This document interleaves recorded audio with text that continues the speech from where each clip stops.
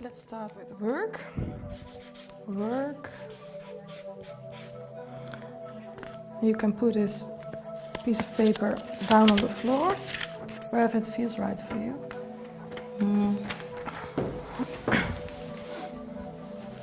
Okay. And friends, second contact.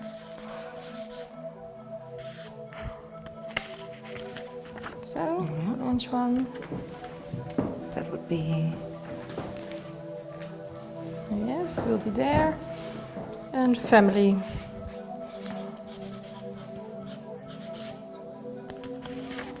So.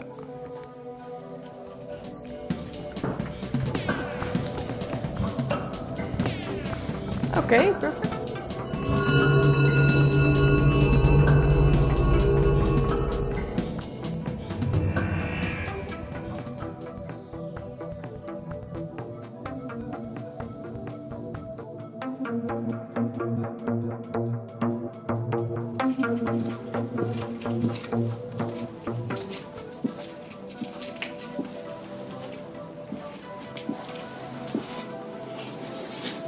Perhaps African tribal people, were the first ones to see personality as a spatial construction in the mind.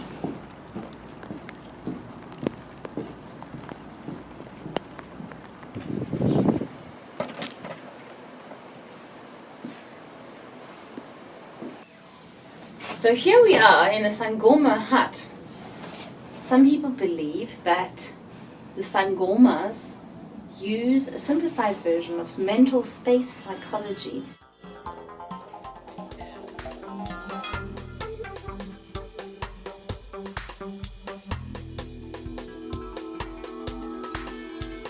Personality is what remains stable in a person. Sometimes this is exactly what that person wants to be different. With personality tests, we are able to diagnose, but not to change the person.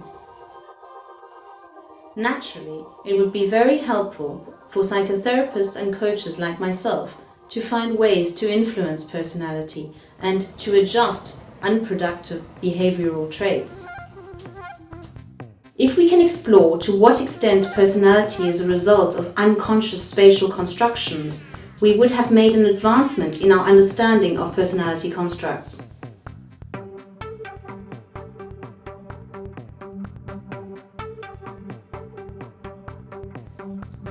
I'm Adele Wallace, psychologist, coach and psychotherapist from Cape Town, South Africa.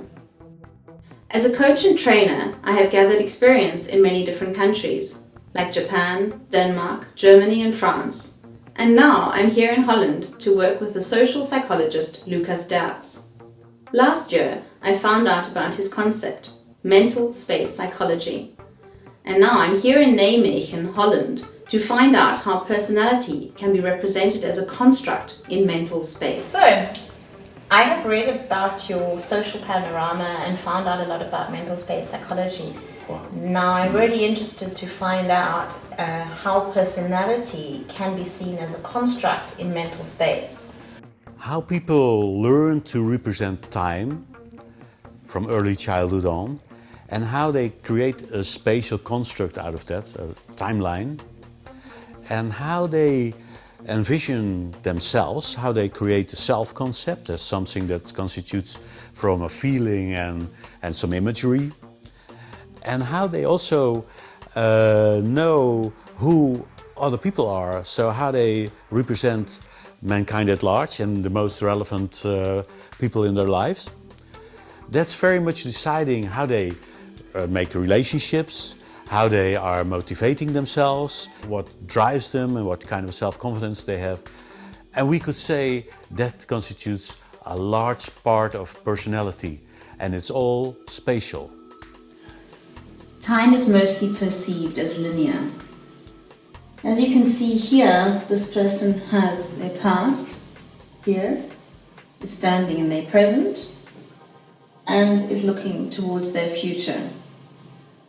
You can see that their perception of now is so that there's less in the back and more in the front. So in this person's mental space, they see now more in the future than in the past. But in our experience, other people see now more in the future and are very little a part of it. On the other hand, some experience it almost apart from them, and that has an impact in their day-to-day living. And on the other hand, there are tribes in the Andes, like the Quechua, who have and represent in their mental space or future behind them and past in front of them. So in their mental space, they see things very differently to many other people. Many people see the future and the past in this way. In other words, future to their right in their mental space and the past to the left. Here you can see how Anna and Eric represent their future timelines. They're a married couple, and you can see how Anna's idea of 10 days is very, very close on her timeline in her mental space, whereas Eric's is a bit further away. 1 month is also really close for Anna, as is 2 years. 10 years is something in her foreseeable future, whereas on Eric's timeline, his mental space is actually not really here. The furthest for him is 2 years, whereas in Anna's timeline, you can see that the future is represented here, and that's 40 years for her. So it's easy to see how certain conflicts might arise. But it is primarily how we represent time, other people and ourselves that to a large extent constitutes our character, and that is a product of what we have created starting during our very early childhood and onwards in our mental space. This is Kariana exploring how Anna has constructed time, herself and humanity in her mental space. Basically. Okay, this is for you, the here and now. Yeah. Now I will ask you to step into a second context. You can choose your second context, family or friends. I'll take family then. Family, okay. And we're going to do the same thing. So take some time to feel how it is to be with your family. Maybe you see some family or people around you and you hear the sounds. Feel yourself in this context. And take some time to notice how it is for you.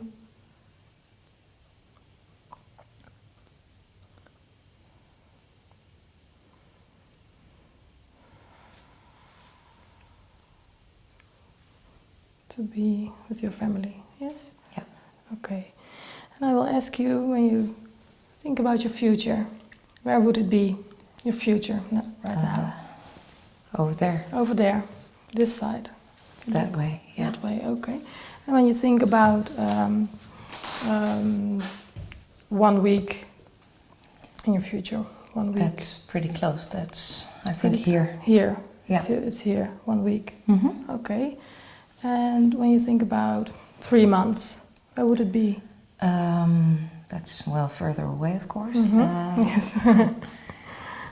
It would be, yeah, little, yeah, there. There. There. 3 months, okay. Okay, this is this direction. Okay. And when you think about your past, when you're with your family. That's also in my bag. Okay, in your bag. Just directly to the back. Mm-hmm. Yes. Directly. Yeah. Over here. Yeah. It's, Yes. Yeah, there. And when you think about 2 weeks ago. That would be here, I think. Here. Yeah. Okay. Here. And let's see, 3 months. Where would it be? Further. There. There? Yeah. 3 months. Okay. Yes. So this is your past. Your future is over there. Yeah. Okay. And when you think about the present, the here and now, where would it be? That's over here. Over here. Yeah. Okay. In front of you. It's again a bar-like Bar. thing. Okay. Just in front of me. Just the same, but in front of you. Yeah. Okay. Here. Okay. Here it's also between You can. these heights. Yeah. It's okay. And it's not in yourself. It's in No. front of you. You're present. It's here. Mm-hmm. Okay. Now I will ask you to step into your last context. Your friends. I will stand on this side of you. Okay. And let's take some time to feel how it is to be with your friends. And maybe you can see them or you hear them speaking. And take some time to feel it. It's very nice with your friends. Okay. Then I'll ask you, where's the future? Future for you? The future now is very, very broad. So it's that direction. Could Okay. go in a way. Okay. So it's okay. Yes, this way. Mm-hmm. And when you give me a point of your future. Well, there is going to be a little trip with friends. It's, I think it's over here. It's in 2 weeks. 2 weeks is here. 2 weeks is there. Okay. And let's look at a little later. Yeah. 3 months, for example. There's going to be another trip in 3 months. Yes. I have Oh, that, yeah. that's nice. And that one's over there for a bit. Okay. Yeah. So you've got not. It's further away, not on a straight line. Oh, you don't have a straight line. I don't have a it's straight this. line for this. Yeah. Okay, so you have this point and over Yeah. there. Okay. Is it a line or is it? Yeah, there is a line, but it's like a field in which I can navigate. Oh, okay. This is your future. Yeah. The situation. It's full of it's more full of choices. Ah, okay. Yeah. Okay. So this is your future. Okay. And when you think about the now, the present, where's the present when you're with that's- your friends? In me, it's in here. Okay, it's in here. So it's a little to the front of my center, but it's still inside me. Okay. Inside you a little on the front. Yeah. Okay. And how low is it? It's Okay, so in this way, mental space psychology can help us arrive at a better understanding of personality and their traits. Yeah, so I think you must say that personality is, of course, a concept that dates from, well, maybe, ancient Rome, I don't know, character. And so in psychology we use personality, and maybe we need to diversify between the parts of personality that are cognitive constructs, so that are made up by the person themselves, and other parts that are just a result of their neurology and their physique and the way they sense their body and their hormones. So temperament, you could say, that's some part that is probably not so much influenced by how they represent, but more, well, how fast their blood flows and how fast their nerves are excited. And can you give us an example of mental space psychology and being used in a context where somebody has needed help with personality change? I want to be more spontaneous. More spontaneous. Yes. And so there are probably certain contexts where you want to be more spontaneous. So certain situations you don't need to mention me, but can you step into a situation where you want to be more spontaneous? So if you know, and I just call it that situation. And Okay. and then step into that. So maybe you close your eyes and then imagine to be there. And stay there, so act as if I'm not here. So stay with your own ideas. Okay. And then there might be a situation where you know, oh, now I, in fact, want to be more spontaneous. So here, that would be the situation where I want to be more spontaneous, but you're not. Yes. Okay. And so when you have this, we call it that situation. Yeah. And when you are in this situation, then point out to me with your right hand, if you can, where you see other people. So just, are they at your back or at the side, or where do you see the people in your mind? So, Around me. and how far are they away? So, so let's see first what the distance is to these people. Is it here, or must I go much further? It feels very close. So Yeah. here, Yeah.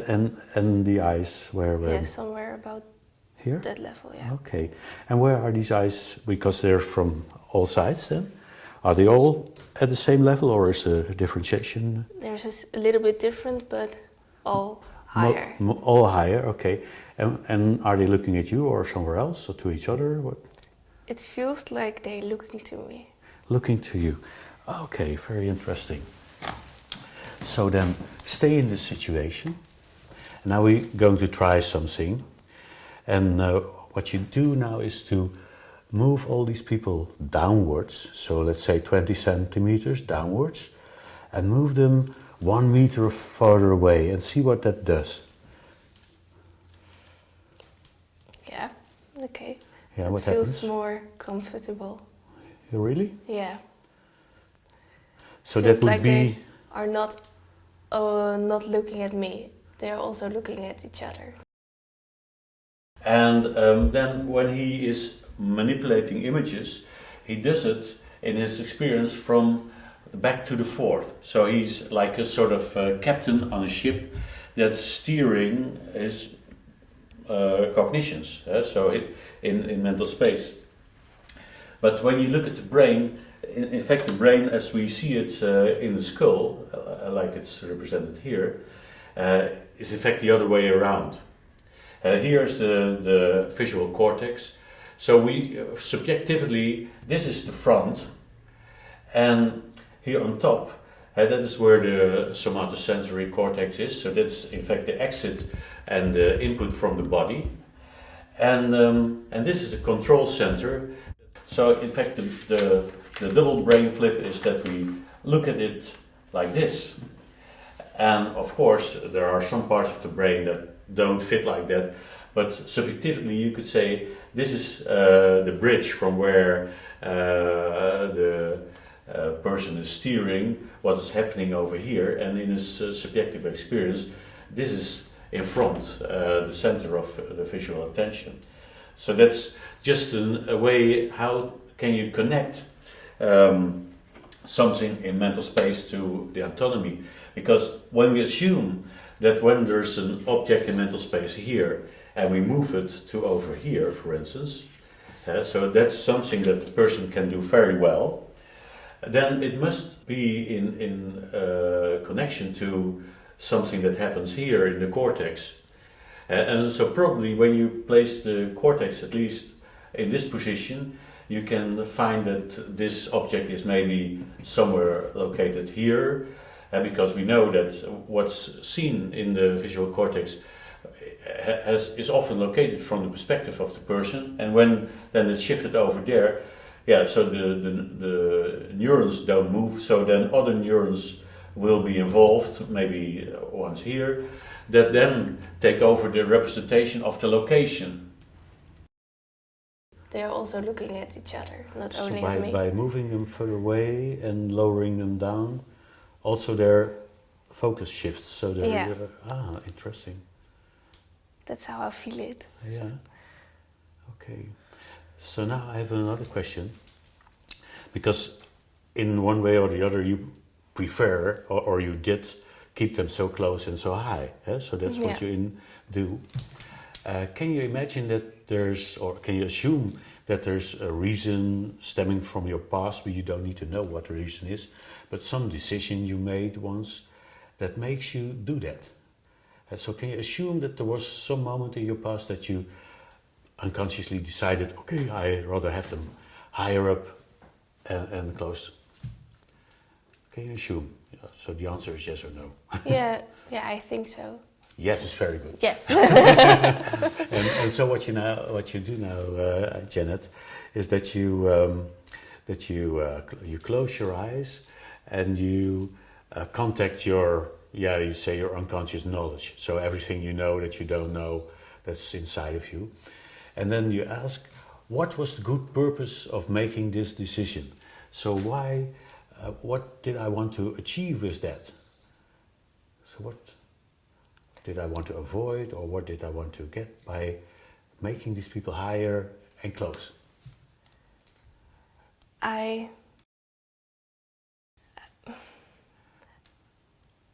always want to do something good. Yeah. So maybe it's more like because they're closer, they look at me more, so they see how good I did something. Okay, and when you're doing the thing so good, you get appreciation? Yeah. Or you, It feels like I get appreciation. Okay, so then you know that the decision, so assume that the decision that you made then served the purpose of getting more appreciation in a way. Yeah. So I write that down because that's critical in this case. So let's just write down appreciation. Mm-hmm.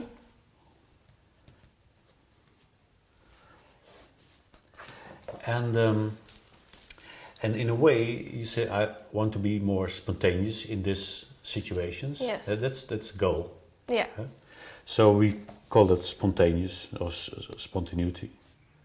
Is it spontaneity? Is that English? Spontaneous. Spontaneous. Spontaneous. So that's, I'm sure, spontaneous.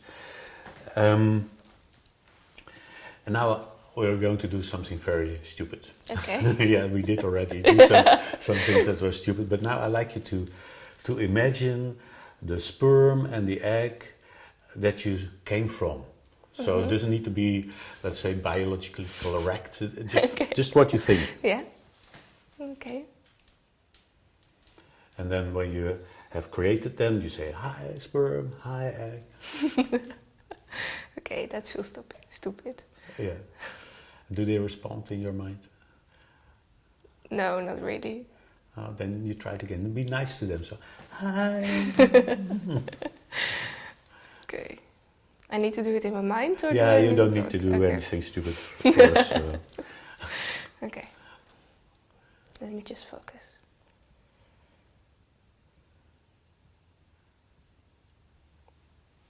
Okay, now they have eyes. Very well. Yeah, very well. Great.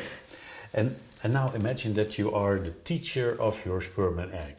And so imagine that before everything started in your life, so before you came into being, you are able to teach the sperm and the egg from where you stemmed from something. And it must be something that enables you, or guarantees in a way, that you will have in your life appreciation and also spontaneity, that you are spontaneous. So in a way that you like to be more of.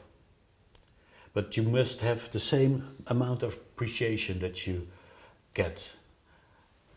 So that's what you want. And now is the thing, so when you know, okay, I want to have spontaneity and I like to be appreciated, what should you tell, what should you teach the sperm and egg to make sure when you grow up, so what idea, what wisdom do they need?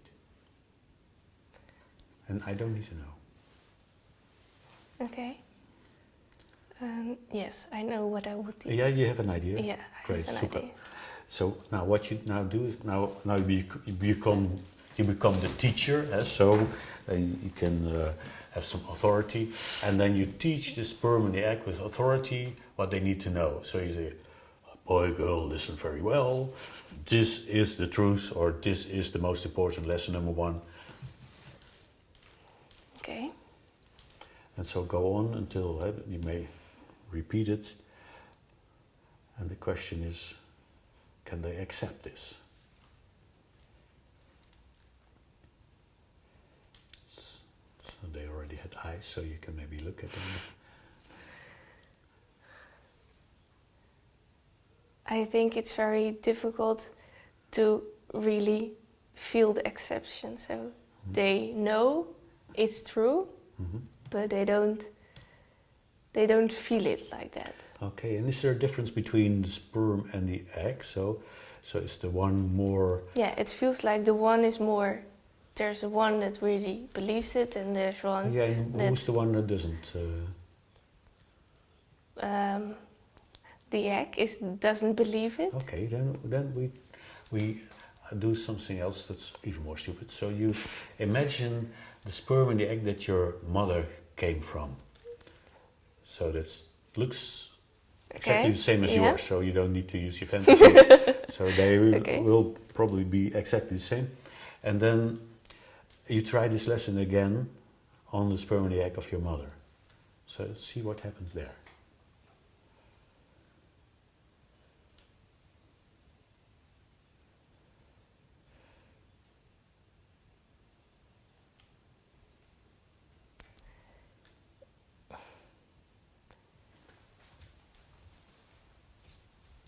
I think it's more. I think my mother has the same problem as I have. But the sperm and the egg reject it still? Yeah. Okay, then you go back to your grandmother when it's still. Is it the egg there too? At your mother's? That's something I don't know. So look. I feel more distance from. I think with both I can't achieve the goal I want. They both don't understand. No, so I mean is when you look at the sperm and the egg of your mother, Yeah. so look at them, and you tell this lesson. Yeah. So you tell this lesson. Who's the one who doesn't take it? So is that the sperm or the egg there? Yeah, the egg. The egg. So then you go to your grandmother's sperm and egg. Mm-hmm.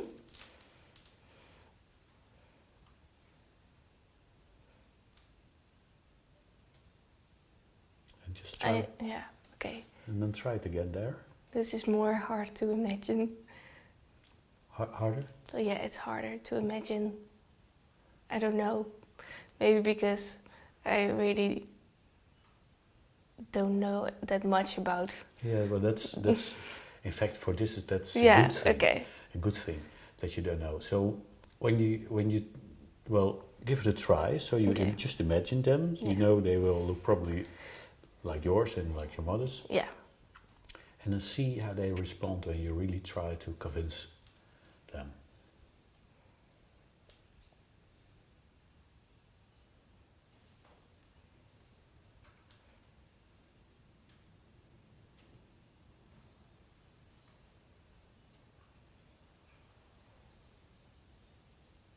Yeah, it's still really hard. I Yeah, can't so, see a response. You cannot see a response? No, I just see them staring at me. Okay, so they're not open for this. Now we do something else. So can you imagine that somewhere in your lineage, so there was a person who could easily accept this if they knew this lesson. So maybe 10 generations back or so. In the line of my mother? Yeah? Yeah, okay. Yeah, in the line of my mother, I think. It must be one great grandmother once. Yeah, I think. So take your time to imagine her first, just what comes up. Okay. It can be total fantasy. Yeah. And then you go, you let her grow younger, and then you have her sperm and the egg that she came from. Okay. Then you indoctrinate that sperm and the egg with the idea.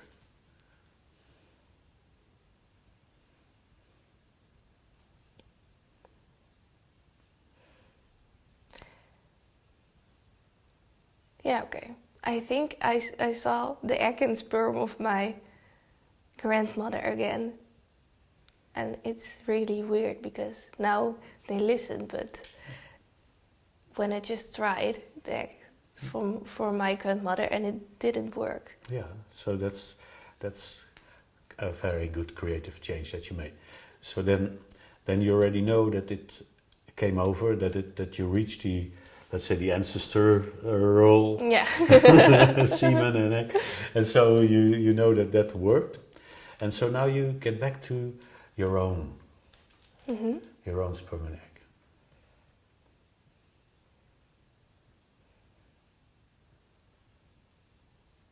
And then try it again.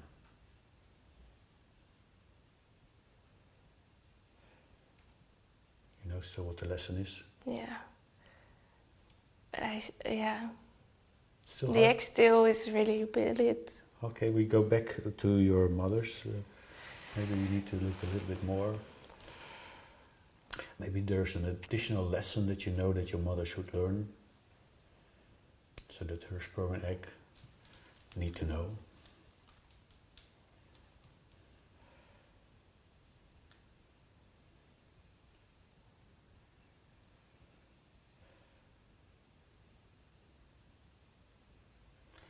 It's hard to imagine because I still imagine that my mother wouldn't have this problem if I convinced them, but I can't imagine my mother without Yeah. that. Yeah, So it's really hard to... Yeah, what would happen if you would imagine her without?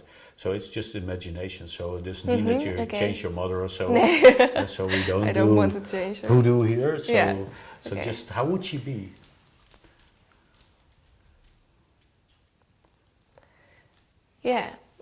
Yeah, she would be totally different. But sometimes I see that change in her. Yeah. Some days she has like... Okay, so there are moments of where she shows that it could be possible. Yeah, so, yeah. So take that example. It's very good okay. that you found that. And then go back and tell her sperm and egg what they need to know. So maybe that makes it easier. Yeah, now it feels more possible. Yeah, that day. great. So now then you go back to your own. Mm-hmm.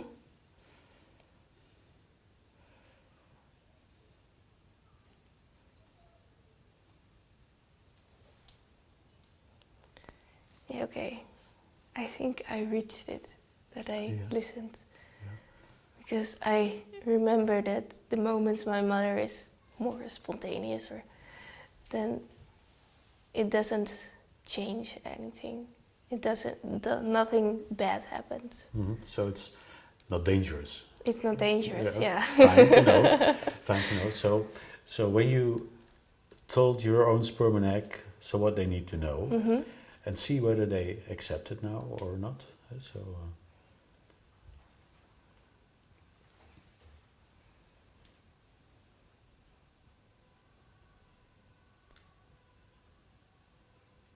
It's no problem when they don't. They do? Yeah. Not sure. Not sure. Okay, so where's the difficulty? So where it's still your mother's side? It's still the egg? Yeah. I know for sure it's my mother's side. So then something else. So when you think of your mother, what if she could, let's say, be retrained in something? Yeah. So she could take a course in something to compensate for this. So what would it be? And you don't need to tell me, but just to know. Yeah, I know what. You know. Yeah. Okay, this skill. Where do you possess it yourself? So think of where you yourself did what she needs to be able to do. So find an example in your life.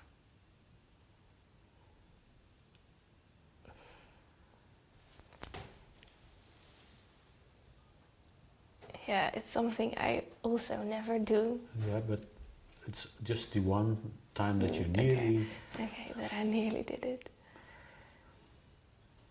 Yeah, okay. Yeah, so then get into that so that you re-experience or experience how it would be if you were capable of that.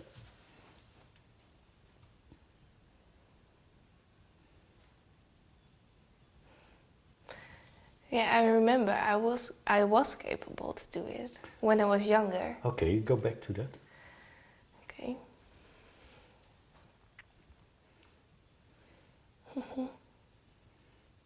And it's also interesting that something made you lose it or disconnect from that, but now you reconnect to that.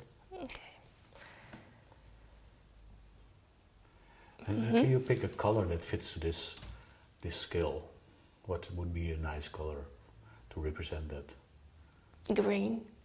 Green? Yeah. Okay, then think of Light green, a haze of green around you, so that you're in the middle of green and you're occupied with this skill.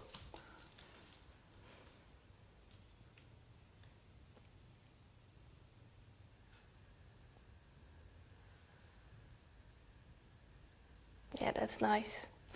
Okay, and now keep that, and then you look again at the sperm and the egg of your mother, and you send this green to the sperm and the egg, so that you know that's in a way updating your mother with backwards in time.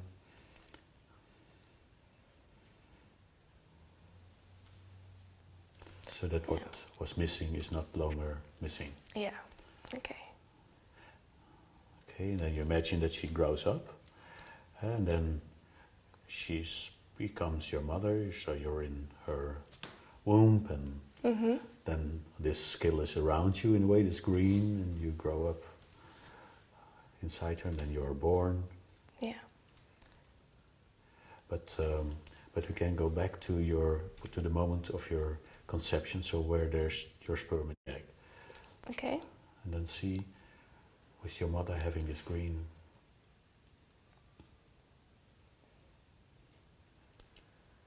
And you tell them the lesson again. Yeah. They are listening now. Haha. Yeah. So, and the next thing what you do is you see the sperm and the egg come together. So there's the first Janet cell. Yeah. First time there's Janet. And then what you do is you step into that. So that's also stupid, but you do as if you become your first cell. Okay. Feels weird, but Yeah, it's weird. Everything we did is weird until now. So. okay, I can see it. Yeah. Yeah. Yeah, so and you're stepped into it, so you feel how it's, and then you listen to yourself, so, and then you get this lesson again. So listen now to this lesson from Janet, from the future, to her first cell. Okay. And then what you only do is to take that in. That's your new truth. So, in a way, Janet, lesson number 1, stored everywhere on the hard disk. Yeah, I feel it. Yeah, I also feel why I need to do it. yeah, okay. Or- So when you really got it, then you very slowly grow up again. So you don't need to tell me, but you grow up again until you get to the present, and take your time.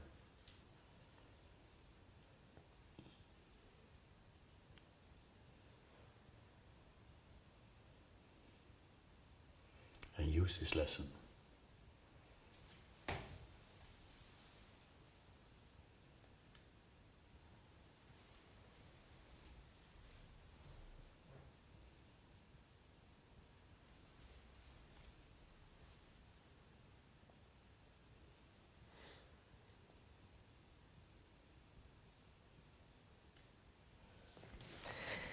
Yeah, a part of my life would be different if I didn't listen. If I did listen, then. Yeah, well, we don't do this for the past, we do this for the future. Yeah. So what you can do now is go into this situation where we started, where you want to be more spontaneous, and try it out.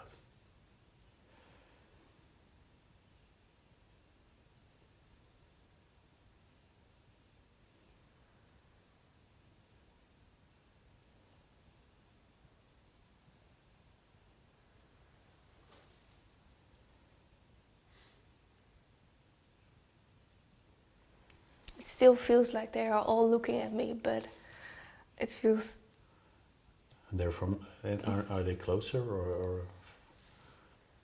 No, they are farther away, but they are still looking at me, but there is in no. the level of the eyes?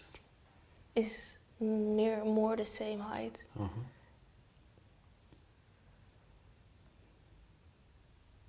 And I don't see weird faces. I don't see weird faces because. And so try to do something spontaneous. So just give it a go.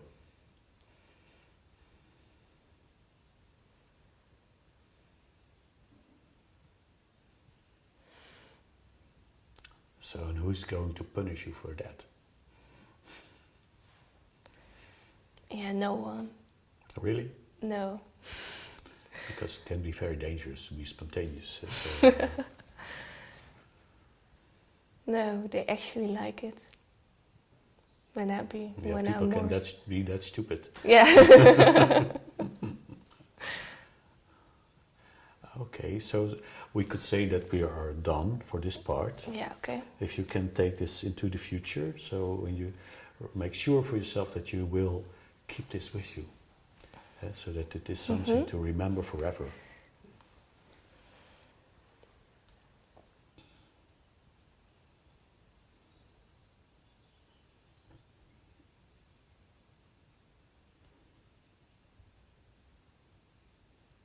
So here we can see a representation of my client Judy and her feeling of self, which is represented by this red sphere. And she has, it's where she feels herself is in her chest, rather high up, which is a very intense place for her to feel herself, very close to the throat. And this is the way she sees herself.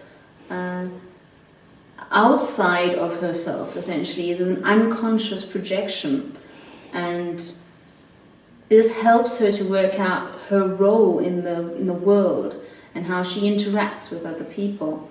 So, for example, I can show you that her image of herself then really helps her to see others and is in the same form as of other people. And some people also have another self-image, so not just one, but two. And you can see that here. And Judy has another self-image, which is a child, a baby, which is really looming over her other self-image. Because it's unconscious cognition, nobody knows that they have self-confidence because of a certain imagery that they use to know who they are.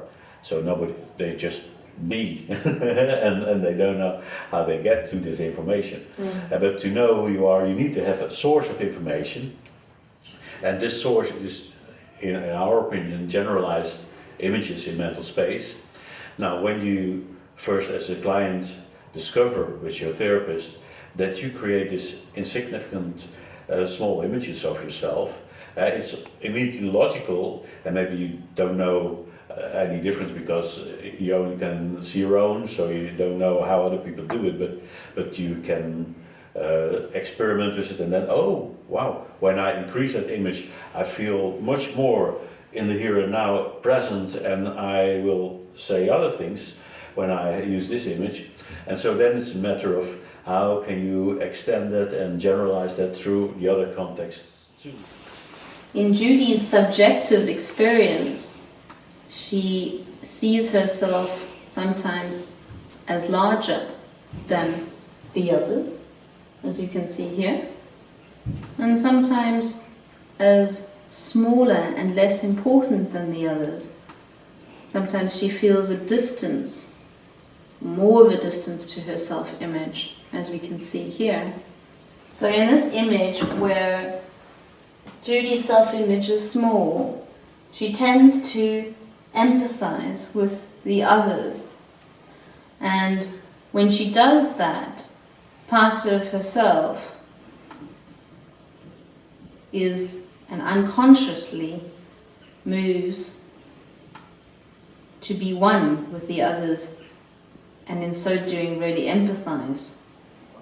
And when you are a good empathizer, you imagine that you are the other one, and then your projections, so it's not really being the other one, but what you then have stored there as what you think that fits to the other one, comes up, you process it, and you may have, oh, the other one don't want this to happen, or they want more of this, and this information you use. So then when you talk with this person, so you want more of that. And the other one says, yes, how do you know? So the quality of how I represent others is decisive, and also my ability to move into their perspective. A person to empathize, in the mind, need to travel the distance to the other person, So when you find a person who has all the others very far away, they will not make the trip, and so for them it will be hard to empathize. And then there's another side, that when you have a small self, all the others seem to be more important in your social panorama than you yourself. And this works as a sort of a force that forces you to empathize with others. And so when you think I'm not important, but this person is very important, then you're occupied with what is this important person thinking all the time, and what does this person think of me. But when you have a huge self-image, and you consider yourself the most important person in the world, then there's no use of empathizing, because what's there to be found in other people? So that's in a way useless for a person with a huge self to try to know what others want or desire, or what their perspective on something is. That's very fascinating, Lucas, yes. So the feelings that the person feels or experiences in this new location really help them to empathize, and then ultimately to understand how they can then improve the relationship with this person. But as you say, the distance then creates a big block in the relationship, and that person is less likely to then move into that location to experience and therefore to empathize. Yeah, so you could say that empathy is depending on how well I represent the others, the distance on which I represent them, and then how my self-image is standing in the way or not. How would you then deal with somebody who has, for example, a very big self-image? How would you help that person to empathize? Well, people with a very big self-image regularly don't show up in my practice, because they feel very good about themselves, so they don't need anything. Of course, others may think, well, this is a very arrogant person with grandiosity. He needs to go to a therapist, but yeah, who motivates, who gets them there? So this is the issue there. So most of the clients that you get have the opposite problem. Absolutely. It's really more in businesses where the company then says, you know, you're having difficulty working with your colleagues, you have to go and see somebody. Yeah, you're too authoritarian, too dominant. Exactly, yeah. We want you to get more equal, more at level with us or with others. Yes. So, and then this person probably don't know how he produces this, and we can make him aware of how he creates, because some people answer every difficulty with increasing their self-image. So when something happens, they say, me, and so they start to act out of identity, from a very strong self, and try to solve it, and they become authoritarian and dominant. Now I'll ask you to be in the context with your friends and ask yourself, who am I here? Who am I here? Yes, you don't have to answer the question, just notice the feeling of yourself in this context. Yeah. The point of I, of where you are. The point of yourself. That's going to be Emma. Yes, for example. Well, that's just a little below my shoulder blades and a little to the front, so it's inside me. Okay, it's inside you from here. Yeah, it's pretty much a point, Mm-hmm.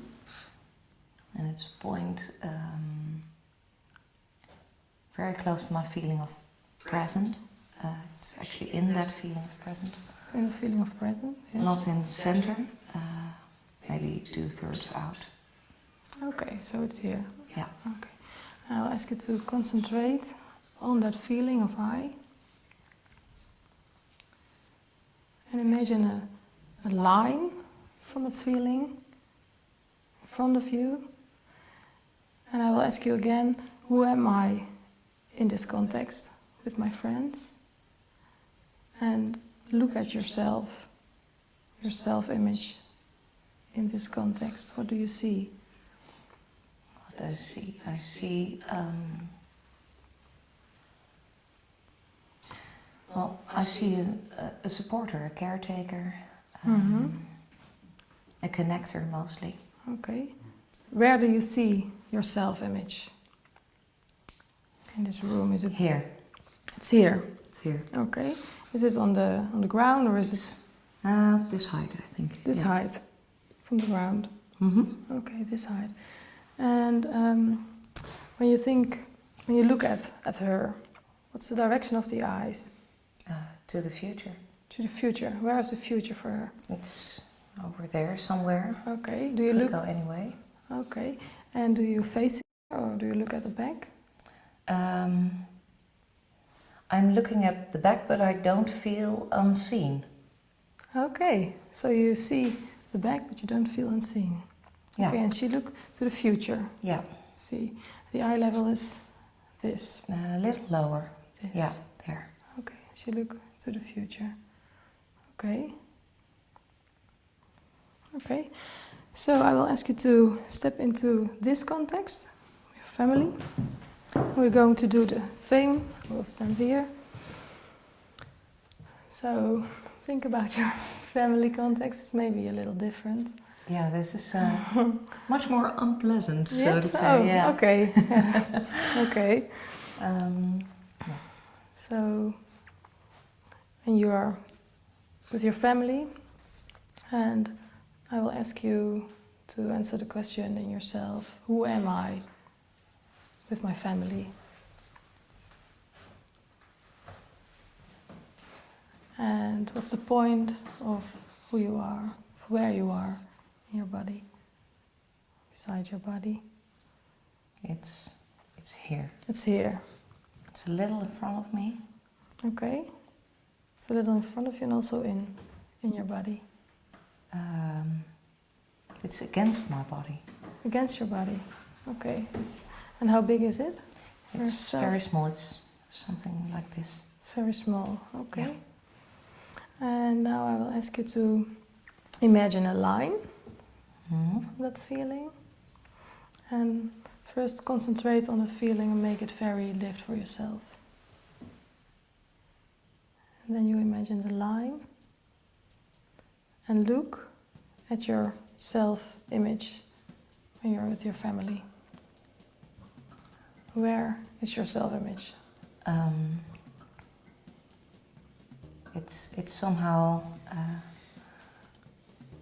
I feel like I'm in my family life. I'm kind of the person who wants to keep everything together, Okay. but I can't. Mm. So I'm very small here. I'm also here. Here. Very Here. small. And you're standing in this place on the ground. Yeah, A little bit on this side. this side. Yeah. Okay. And what's your eye level? Level of the eye. It's Here. here. It's here. Mhm. Okay. And what's the direction she's looking? Left and right. She's switching left She's and switching. right. Okay. She doesn't have one No. direction. She's looking different directions. That way and that way. Okay. Not any others. Okay. You want to look at everything that's gonna happen. Two things at a time. Yeah. Mm-mm. Okay. Not everything together, but two things at a time. Yeah. Okay. So it's over there. Okay. And then I will ask you to step into your work context and take a few seconds to feel how it is to be here at your work. And then ask yourself, who am I in this context on my work? It's a total different context again. Yeah. Where's the point of yourself? This is very much outside me. Outside you, okay. It's over here, like I should be able to grasp it, but I can't. Oh, okay. It's So it's far here. away. It's outside. Yeah, it's here. You can't. Okay. So it's here. Yeah. Okay. I want to ask you to concentrate on this feeling of yourself. Mm-hmm. And again, imagine a line in front of you. And look at your self-image. Where is she standing in the room, for example? That way. That way? Maybe 1.5 meters from us. Okay, yes. The thing is that when you work with issues that have to do with things in mental space, for instance, when you have difficulty in managing to have your stuff ready in time so you don't meet deadlines, it might be because your idea of the 3 months that you have is so far away from you that there's never an urgency to get to work. And so then it's 2 days before, and then it gets closer, and then, oh, I have to work. So for a client like this, you just can help them to get this scale that they use for the future, to shorten that, so that there becomes more urgency. You can increase the size of the images so they become more driven to start to work. It all depends on how much resistance comes from the client against that, because you can imagine that they will not have such a relaxed life as before when they change that. So they will hit on beliefs that are opposed to that or whatever. And so this will make up the time it takes. So how hard it is to implement maybe very obvious change in location within the rest of the person's beliefs and values and desires. In this first image here, you can see that this man has a rather distanced perception of all other people. In other words, the people around him in his world are very far away from him. Yeah, he has his dog, but he's very, very lonely. On the other hand, this person's view of mankind is very different. He perceives people as very close to him.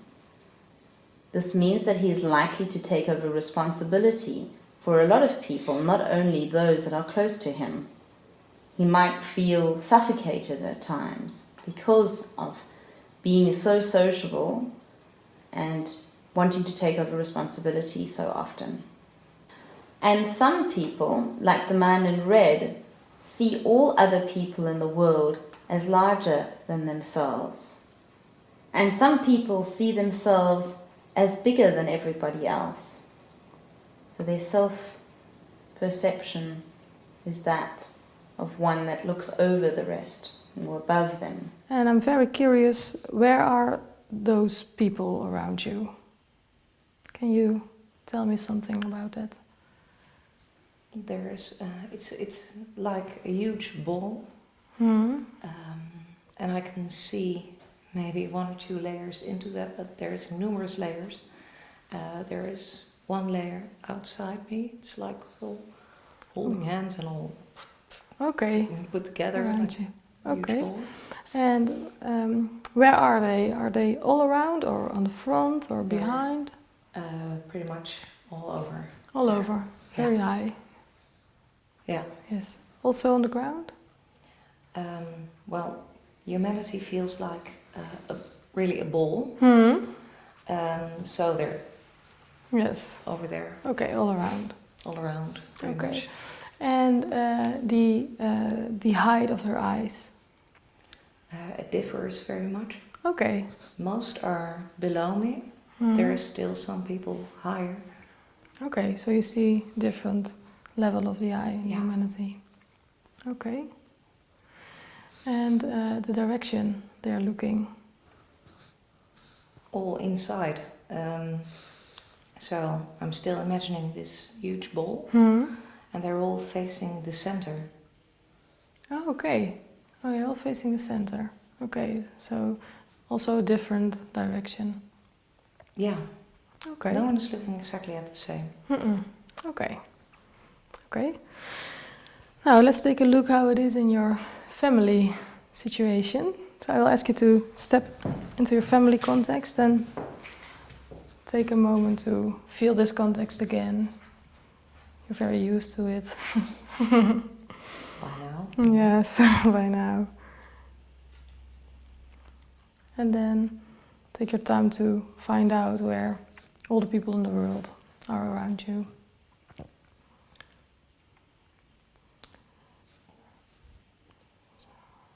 So where are they?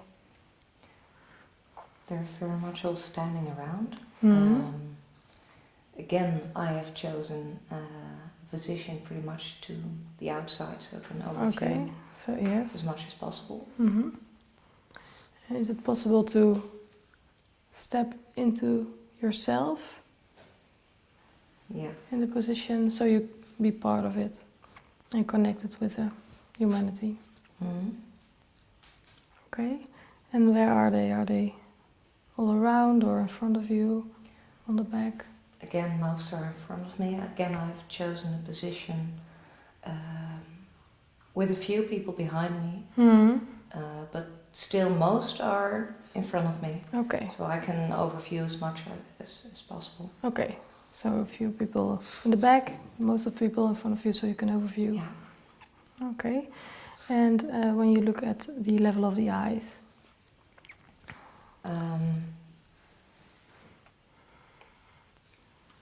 Well, again, most are a little below my eye level. so like this. Yeah, like Little, this, or a little higher, or a little lower.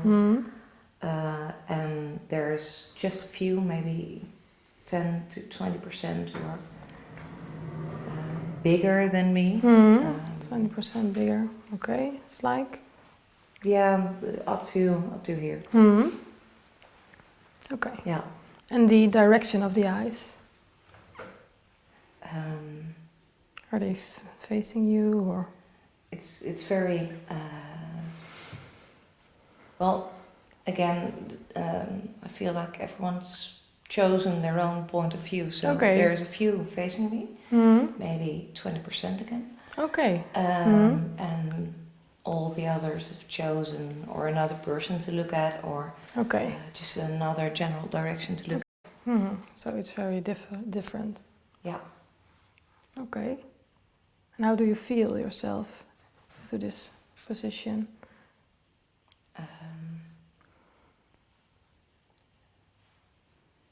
I'm just me trying to overlook most, and that works out. Yes. Not bad at all. Okay. Yes. Yeah. And we will be starting with Samuel's schema, and you can see here that his self-image in all three scenarios is very small. And if we take a closer look in the work sphere, just go into his perspective, we can see that his self-image is turned away from him and is very small. And his feet are really not on the ground, he's almost floating there. And this really indicates a lot of nervousness in the workplace. He feels perhaps a little inadequate, doesn't like to be the center of attention. Here we can see Catherine's social panorama with regard to her relationship to her father, who passed away several years ago. So you can see that Catherine is here. She's now highlighted in blue. And she's facing forward. In this situation, it's really because she's forward thinking and she's thinking about her future. And at the same time, we have her deceased father here on the left side and is really not facing her, has his back to her. She's very aware of his presence in many situations. And so we worked on this together to basically work out what would help her and which sort of setup would be better for her. And interestingly enough, for her, that it wasn't such a bad thing that her father was really looming above her in a way, but more that he was so unconcerned with her. And so we worked then together to change this image, which is obviously not a quick process, but you can already feel the difference when this image that she has of her father in her mental space starts to really regard her in some way, at least, even if that's just on a peripheral level. It was too much to move this image in her mental space much more, but this already made her feel like he was there perhaps in a part of her life, and was seeing her in a different light, and that made her happier. You know very well, there's all kinds of ways you can address personality, but as a spatial construct, this is new, or relatively new, and we don't know where we get when we explore it a little bit further. Maybe it will improve therapy. Maybe we just come to the conclusion, well, it's not a real big advantage there, but I expect much of it. Your future is a totally different experience than the past. Yeah, yeah. It's like my past is something in which a lot has happened. Well, I might even be a little bit ashamed of that, since it's just so much chaos and so much negativity, and then I pretty much chose a turning point, and I'm now at the point where I can confidently say I'm looking forward to the future, and that might be the first time in my life that I'm actually feeling like that. Yeah. But there's just so many options, and yeah. Okay. Yes, and the present is also a very interesting, because it's so much outside of you. Yeah, yeah. I do experience that being in the present is one of the most difficult things for me to learn at this moment. Yes. Yeah. So you can see it really clear. In this timeline. Yes, and when we're looking at your self-image, it's in your work context, it's quite small, your self-image. And the height of the eye is a little bit lower. And you try to connect up and low, in your work context. And when we look at your family context, it's much smaller. And you also you have a focus on left and right, towards yourself on left and right. Yeah. Also in such a connected way. Yeah. Yeah, I'm really connecting in both. Yeah, both of the situations, yes. And a situation with your friends, when we are looking at your self-image, is a quite stronger image, and also larger, bigger. And still looking at other people.